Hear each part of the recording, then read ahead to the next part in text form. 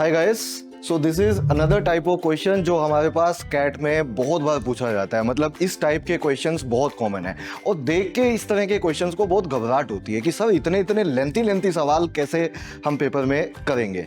तो मैंने जैसे कि बताया, एक बात हमेशा ध्यान रखिए कि एक सब्जेक्ट में और एक ऑब्जेक्टिव पेपर में सबसे बड़ा डिफरेंस ये होता है कि जब आप एक सब्जेक्ट कर रहे होते हो, जैसे एक मैथ्स का पेपर जब आप करके दिखा रहे होते हो, तो वहाँ पे आपको पूरा क्वेश्चन करके दिखाना पड़ेगा। मतलब मुझे अभी भी याद है बचपन में कि अगर मैं एक स्टेप नहीं करता था, 10th क्लास की बात है, तो एक पाइथागोरस थ्योरम आती थी पेपर में 4 नंबर की, आज भी पूछी जाती है। तो मैंने एक स्टेप मिस कर दिया था। एक्चुअली मिस नहीं किया था, मुझे लग रहा था कि वो समझाने की मैडम को जरूरत नहीं है, बट उसके मार्क्स काट के मैडम ने मुझे 4 की बजाय 3 मार्क्स दिए थे और ये बोला था कि नहीं आपको पूरा करके दिखाना पड़ेगा। और इसके साथ साथ ये भी बोला था कि ऐसे ही करके दिखाना पड़ेगा जैसे कि बुक्स में दिया हुआ है, आप उनसे बाहर जा नहीं सकते।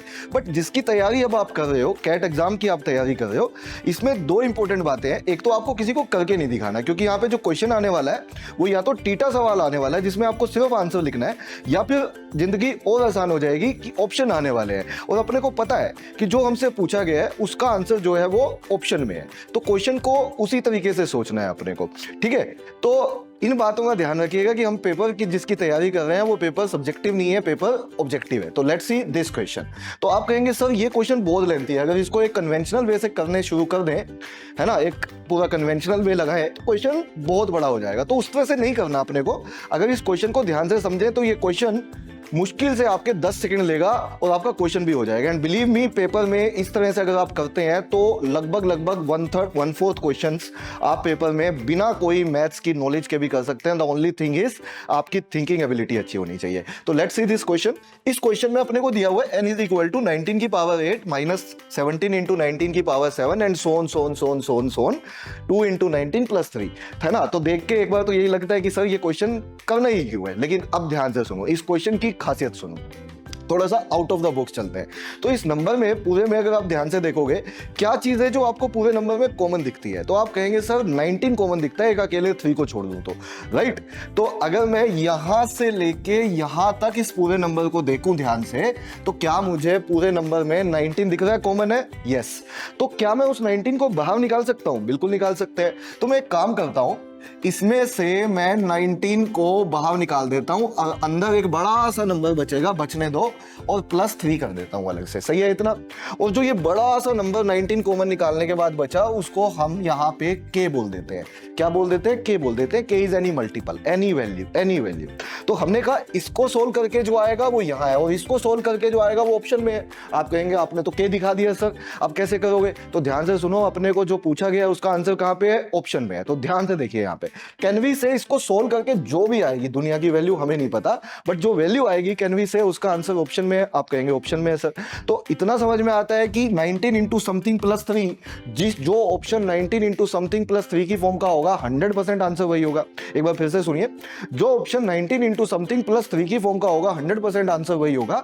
तो बस आपको इतना लोकेट करना है कि 19 इंटू समथिंग प्लस 3 की फॉर्म का कौन सा ऑप्शन है। तो अगर आप जाएंगे तो जैसे पहले ऑप्शन को देखो, तो ये 19 इंटू 2 प्लस 2 की फॉर्म का, मतलब 19 का मल्टीपल प्लस 2 बचता है। ये नहीं चाहिए हमें वो चाहिए जो 19 इंटू समथिंग प्लस 3 की फॉर्म का हो। अगर मैं दूसरे ऑप्शन पे आता हूं, तो इस ऑप्शन में अगर आप देखोगे बी ऑप्शन पे 41 लिखा हुआ है, कैनवी से ये 19 इंटू 2 प्लस 3 की फॉर्म का जो फॉर्म हमें चाहिए वो ये वाला ऑप्शन दे रहा है। आप कहेंगे कोई और भी तो दे सकता है सर, पहले चेक करते हैं।